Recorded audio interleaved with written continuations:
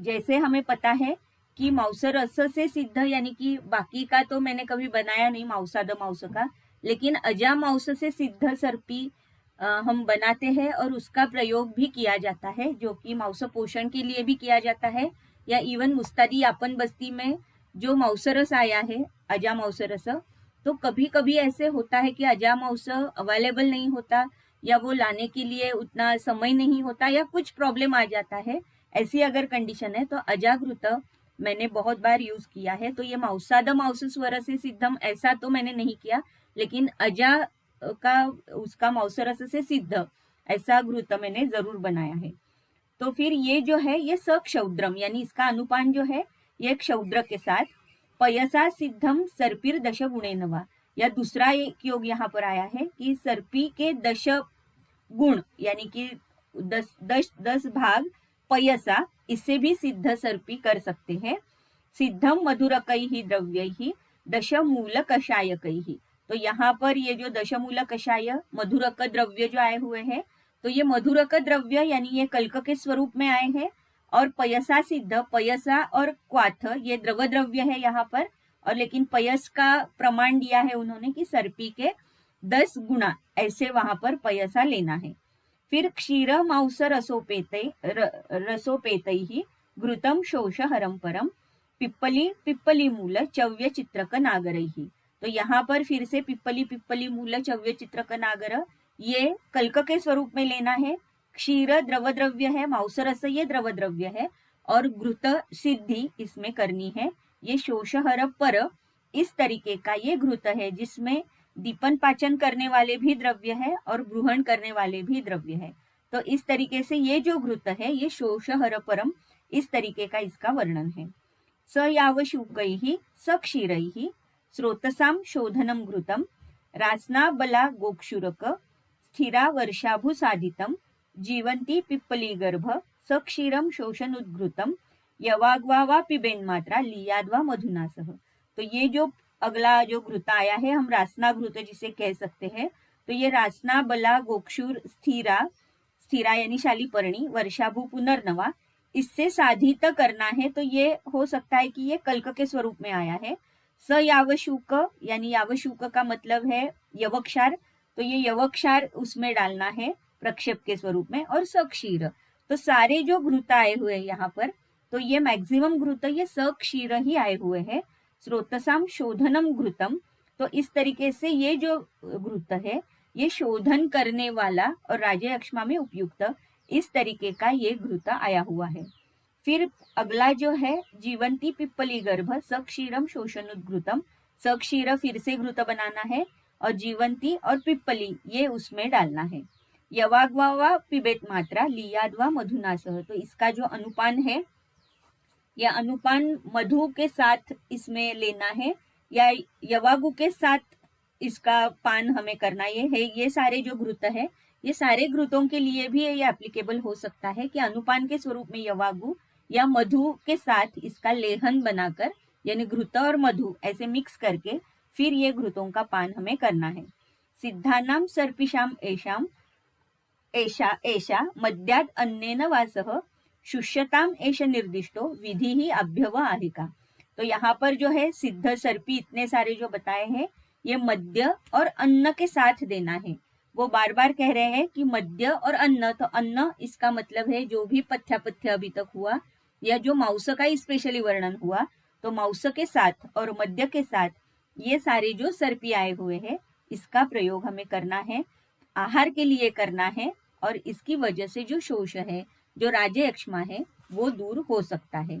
तो इस तरीके से ऐसे कैटेगरी वाइज, जैसे मांस के बाद जैसे कुछ उसके अलग अलग व्यंजन, ये होने के बाद मध्य विशेष अनुपान के स्वरूप में या पानार्थ के स्वरूप में, और उसके बाद ये कुछ घृतों का वर्णन आया है जिसका सेवन करने से स्रोतोरोध भी दूर होने वाला है और ब्रूहण भी होने वाला है। इस तरीके से ये सारे घृतों का अगर आपने कॉम्बिनेशन देखा तो इस तरीके का ये वर्णन यहाँ पर है। श्लोक नंबर 173। बहिस्पर्शनमाश्रित्य वक्षते तः परम विधि स्नेह क्षीरांबुकोष्ठेषु स्वभक्तम अवगाहयेत्। अभी जैसे कि यहाँ पर बहिपरिमार्जन का एक उल्लेख आया, तो बहिपरिमार्जन इसके पहले भी हमने देखा, जैसे कि दंतपवन है या कवल है, धूम है, लेकिन अभी यहाँ पर अभ्यंग अवगाह इस स्वरूप का कुछ बहिपरिमार्जन यहाँ पर कह रहे हैं। तो बहिस्पर्शनम आश्रित्य वक्षतेतः परम विधि, बहिपरिमार्जन के लिए जो परम विधि है उसका अभी वर्णन कह रहे हैं। स्नेह क्षीर अंबुकोष्ठेषु स्वभक्तम अवगाहयेत। तो यहाँ पर स्नेह क्षीर या जल, तो जल यानी कि वो गर्म जल भी सिर्फ हो सकता है या हम क्वाथ के स्वरूप में भी ये ले सकते हैं। तो स्वभक्त अभ्यंग करने के बाद इससे हमें अवगाहन करना है, यानी कि स्वेदन तो देना है, लेकिन इस तरीके का अवगाह स्वेद यहाँ पर एक्सपेक्टेड है।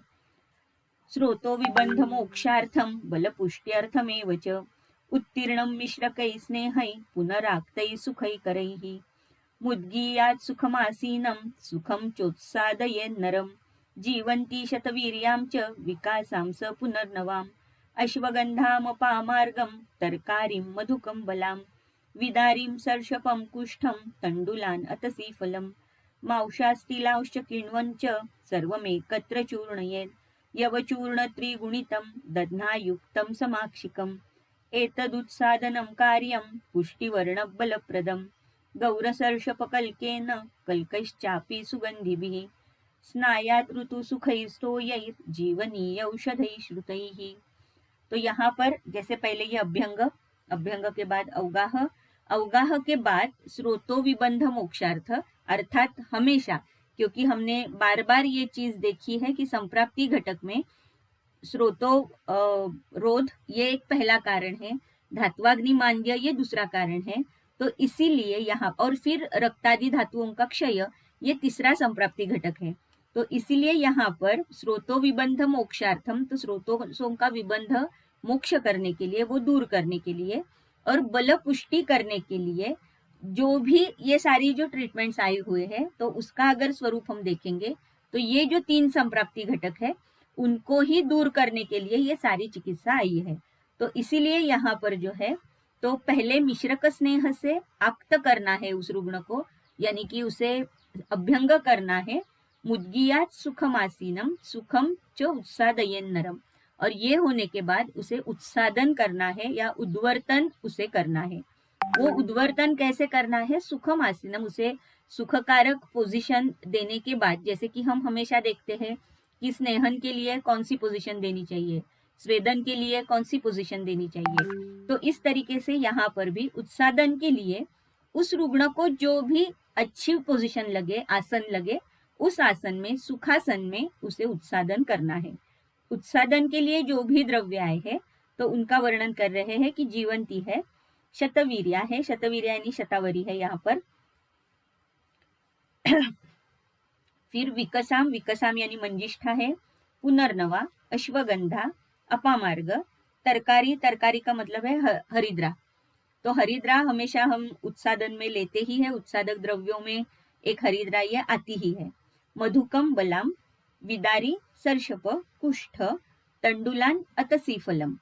तो मांसास तिलांश किण्वंच सर्वम एकत्र चूर्णयेन, इसका सारा ये जो चूर्ण है इनका एक साथ चूर्ण बनाना है।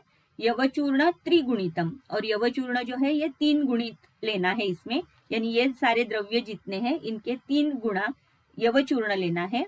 और दध्नायुक्तम समाक्षिकम, दधी और समाक्षिकम, तो समाक्षिकम नीचे लिखा है ईशन माक्षिकम, थोड़ा सा ही मधु उसमें मिलाना है, लेकिन दधी मिक्स करके फिर इससे उद्वर्तन हमें करना है।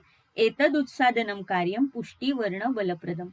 तो बहुत बार ऐसे होता है कि हम वृक्ष उद्वर्तन करते हैं बहुत बार क्लिनिक्स में, या कभी कभी दूध के साथ उद्वर्तन किया जाता है, यानी कि क्षीर के साथ सक्षीर उद्वर्तन, ऐसा भी एक प्रयोग हम करते हैं।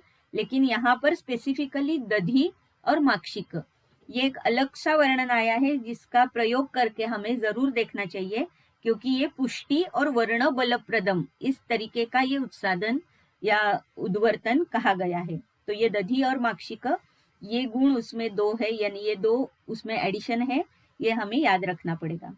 फिर गौर सर्षप कल्केन कल्कैश्चापि सुगंधिभिः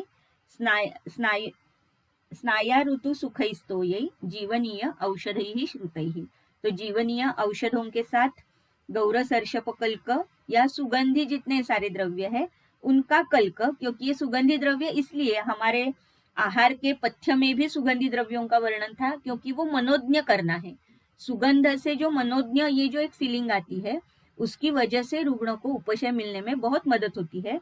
तो इसीलिए यहाँ पर सुगंधी भी ही ऐसे कहा है।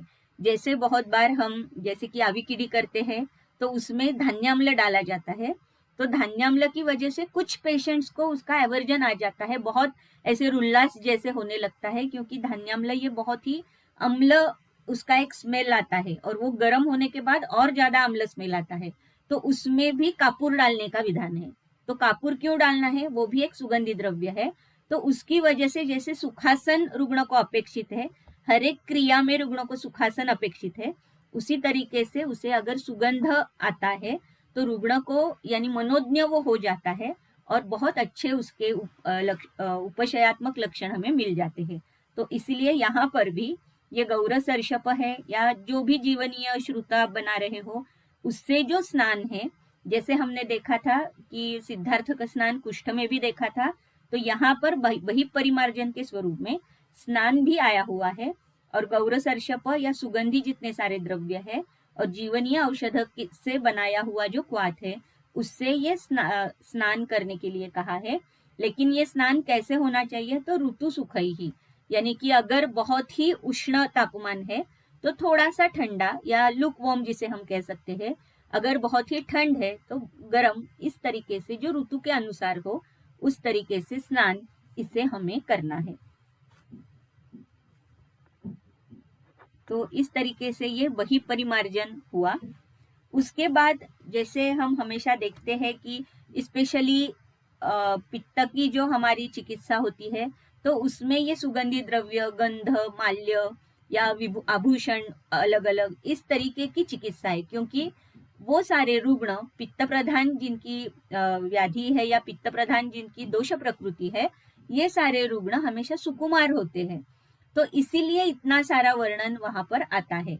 यहाँ पर जो राजयक्ष्मा के जो रुग्ण है ये भी कहीं ना कहीं सुकुमार्य उनमें भी है, क्योंकि अवरोध की वजह से जो क्षय हुआ है आगे वाले धातुओं का, तो इसीलिए सारा जो वर्णन है ये मनोज्ञ होना चाहिए। इसीलिए अभी के जो श्लोक है 179 से आगे, तो ये सारे के सारे मनोज्ञ कैसे किए जाते हैं, ये चिकित्सा मनोज्ञ कैसी होनी चाहिए, इसका वर्णन करने वाली है। तो गंधैः समाल्यैर्वासोभिः भूषणैश्च विभूषितः स्पृश्यान् संस्पृश्य संपूज्य देवताः स भिषग्द्विजः इष्टवर्णरसस्पर्श गन्धवत्पान भोजनम् इष्टमिष्टैरुपहितं सुखमद्यात् सुखप्रदं समातितानि धान्यानि कल्पनीयानि शुष्यतां लघुन्यहीनवीर्याणि स्वादुनि गन्धवन्ति च यानि प्रहर्षकारिणि तानि पथ्यतमानि हि यच्चोपदेक्षते पथ्यं क्षतक्षीणचिकित्सिते यक्ष्मिणस्तत्प्रयोक्तव्यं बलमांसाभिवृद्धये। तो क्षतक्षीण की जो चिकित्सा बताई है उसमें बलमांस अभिवर्धन के लिए जितने सारे पथ्य आए हुए हैं वही पथ्य यहाँ पर भी वो फॉलो हमें करने हैं। फिर गंधवस माल्य जो मैंने अभी कहा, तो सारे के सारे मनोज्ञ ऐसी ट्रीटमेंट हमारी होनी चाहिए। देवता या भिषक जो है, द्विज जो है, इसका पूजन करना, क्योंकि पाप कर्म ये भी एक राजयक्ष्मा का महत्वपूर्ण कारण बताया है। तो इसीलिए सारा का सारा यहाँ पर जितने सारे फिर आगे अभी जो वर्णन आएगा इसके आगे वाले श्लोक में भी, तो वो भी ये पापाचरण कम करने के लिए या उसका जो कर्म फल है वो कम करने के लिए इतनी सारी चिकित्सा यहाँ पर दी हुई है। तो हम सिर्फ ये पढ़ेंगे क्योंकि ऑलरेडी इसका वर्णन हमने कर लिया है कि स्वादु या लघु आहार कैसे होना चाहिए या उसके व्यंजन हमें कैसे बनाने चाहिए, सुखप्रद हो ऐसा या इष्ट हो इस तरीके का पान भोजन कैसे होना चाहिए। तो इष्ट वर्ण रस स्पर्श और गंध पान भोजनम, तो पान और भोजन ये सारा इष्ट, उसमें वर्ण उसका इष्ट होना चाहिए, रस इष्ट होना चाहिए, स्पर्श इष्ट होना चाहिए और गंध भी इष्ट होना चाहिए। तो एक्चुअली ये पान भोजन यहाँ पर भले ही राजयक्ष्मा के अध्याय में आया हो, लेकिन जैसे हम बहुत बार कहते हैं कि भोजन जब हमारे सामने आता है तो भोजन यानी जिह्वा से हम उसका आस्वाद बाद में लेते हैं, पहले हम नेत्र से उसका आस्वाद लेते हैं, क्योंकि बहुत अच्छे से अगर वो डिश हमारे सामने आती है तो अपने आप रुचि उत्पन्न होने लगती है, अपने आप अग्नि संधुक्षण होता है। वही अगर इष्ट वर्ण रस स्पर्श गंध ऐसे अगर नहीं आता, वो जो थाली हमारे सामने आती है वो अगर यानी कि अस्वच्छ है, वो अच्छी नहीं है, उसमें कुछ गंदगी हमें दिखाई दे रही है, तो हमेशा हमारी भूख जो है वो मर जाती है। तो इसीलिए ये इष्टवर्ण रस स्पर्श गंधवत ये ना ही सिर्फ राजयक्ष्मा के लिए लेकिन सारे व्याधियों के लिए, और व्याधियों के लिए भी नहीं, हमारे रेगुलर स्वस्थ वृत्त पालन में भी ये बहुत आवश्यक है। तो इसीलिए जो हम हमेशा कहते हैं कि लेफ्ट साइड में क्या क्या होना चाहिए, राइट साइड में क्या क्या होना चाहिए, या स्वीट कहाँ पर होना चाहिए, या रोटी जो है कहाँ पर होनी चाहिए, वरण भात अगर है उसमें थाली में तो वो कहाँ होना चाहिए, तो ये इसीलिए है कि वो दिखने में भी बहुत अच्छा लगता है, इष्ट लगता है, उसका वर्ण, उसका रस, उसका स्पर्श, गंध, ये सारी चीजें बहुत अच्छी दिखनी चाहिए, तभी हमें उसका बहुत अच्छा उपशय मिलने वाला है। तो इसीलिए ये जो सारे श्लोक आए हुए हैं, तो ये इतना ही बता रहे हैं कि रुग्ण के लिए जो इष्ट है उसी का प्रयोग हमें करना है। और क्षतक क्षीण चिकित्सा जो आई है उसमें जितने सारे पथ्य है उसका हमें यहाँ पर भी फॉलो करना है। अभ्यंगोत्सादनैश्चैव वासुभिरहतै प्रियैः यथर्तु विहितैः स्नानैः अवगाहैर्विमार्जनैः बस्तिभिः क्षीरसर्पिर्भिः मांसैर्मांसरसौदनैः इष्टमद्यैर्मनोज्ञानां गन्धानाम् उपसेवनैः सुहृदां रमणीयानां प्रमदानां च दर्शनैः गीतवादित्रशब्दैश्च प्रियश्रुतिभिरेव च हर्षणाश्वासनैर्नित्यं गुरूणां समुपासनैः ब्रह्मचर्येण दानेन तपसा देवतार्चनैः सत्येनाचारयोगेन मङ्गल्यैरप्यहिंसया वैद्यविप्रार्चनार्चैव रोगराजो निवर्तते यया प्रयुक्तया चेष्ट्या राजयक्ष्मा पुराजितः तां वेद विहिताम् इष्टाम् आरोग्यार्थी प्रयोजयेत्। तो बहिपरिमार्जन के स्वरूप में अभ्यंग, उत्सादन या वासो भी ही यानी कि कपड़े भी जो है वो भी कैसे है कि प्रिय होने चाहिए। ऋतु के अनुसार स्नान, अवगाह या विमार्जन जो भी हम करने वाले हैं, बहिपरिमार्जन जो करने वाले हैं, ये ऋतु के अनुसार होने चाहिए। बस्ती जो है ये क्षीर सर्पी भी, तो यहाँ पर स्पेशली अपने जो यापन बस्ती है, तो चरक सिद्धिस्थान 12वां अध्याय आप देखिए, वहां पर जितने सारे यापन आए हैं, तो पहले कुछ यापन बस्ती जो है यहाँ पर वनस्पतियों का द्रव्य का विशेषतः प्रयोग है, लेकिन उसमें भी मांसरस है।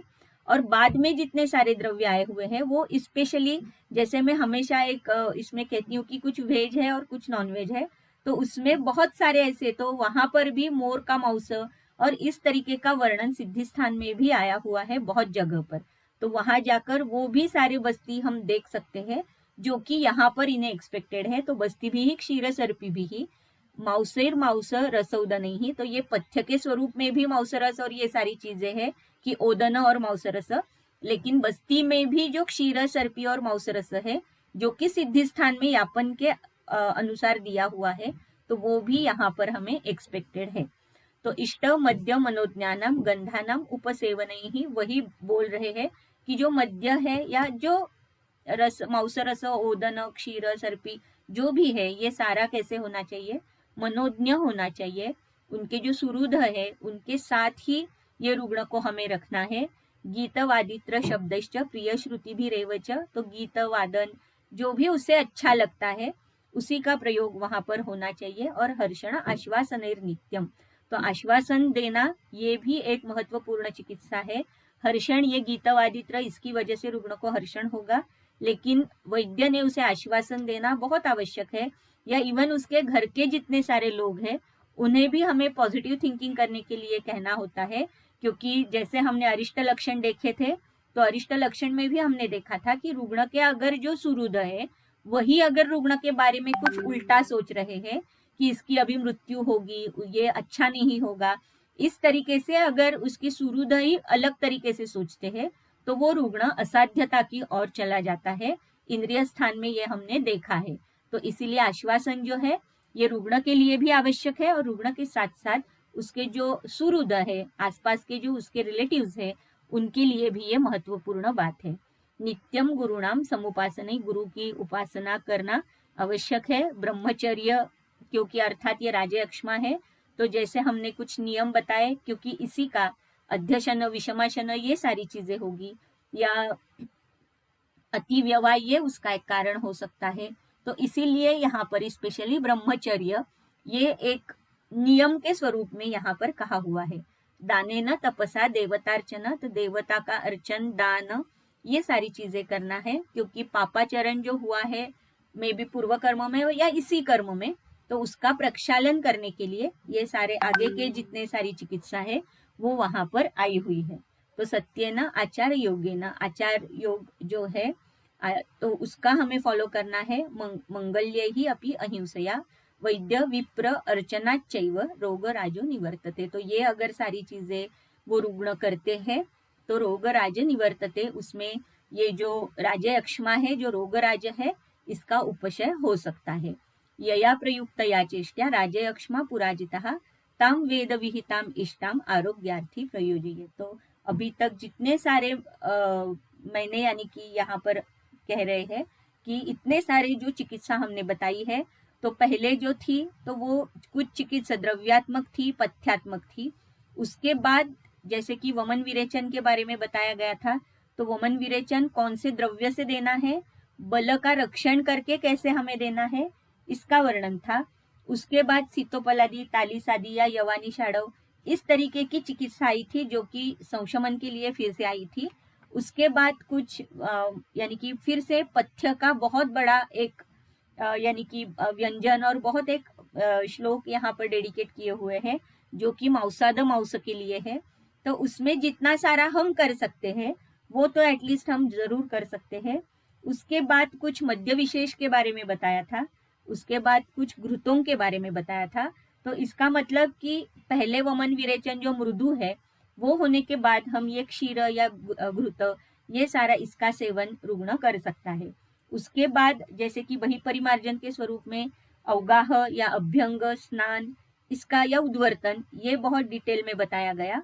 और उसके बाद जो भी पापकर्म रुग्ण के या उसकी वजह से अगर राजयक्ष्मा है तो उसके लिए वो क्षालन करने के लिए बहुत सारी ट्रीटमेंट बताई कि जो कि यानी कि गुरु की उपासना या द्विज की उपासना या इस तरीके से ये सारी चीजें बताई। और स्पेशली मनोज्ञ ऐसे हमेशा ट्रीटमेंट होनी चाहिए, ये बार बार यहाँ पर राजयक्ष्मा में ये कह रहे हैं।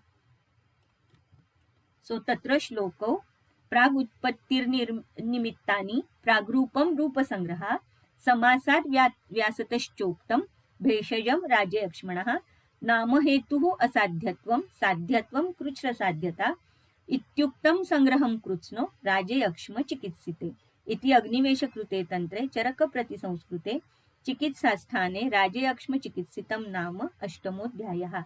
तो यहाँ पर सारा एकत्र किया हुआ है कि प्राग उत्पत्ति कैसे होगी, प्रागरूप कौन से होंगे, रूपावस्था में कौन कौन से लक्षण दिखेंगे। तो ये समासात और व्यासतात यानी कि बहुत संक्षेप में और विस्तार में ऐसे सारा का सारा यहाँ पर राजयक्ष्मा में कहा हुआ है। उसके भेषज कहे हैं, साध्यता असाध्यता कृच्छ्र साध्यता जो भी है इसका वर्णन भी किया है। तो इस तरीके से यहाँ पर राजयक्ष्म ये जो चिकित्सा स्थान में ये जो अध्याय आया है अष्टमोध्याय, वो समाप्त हो रहा है। तो आज हम यहीं पे रुकते हैं। बहुत बहुत धन्यवाद। और नेक्स्ट मंडे हम शुरुआत करेंगे उन्माद चिकित्सा की।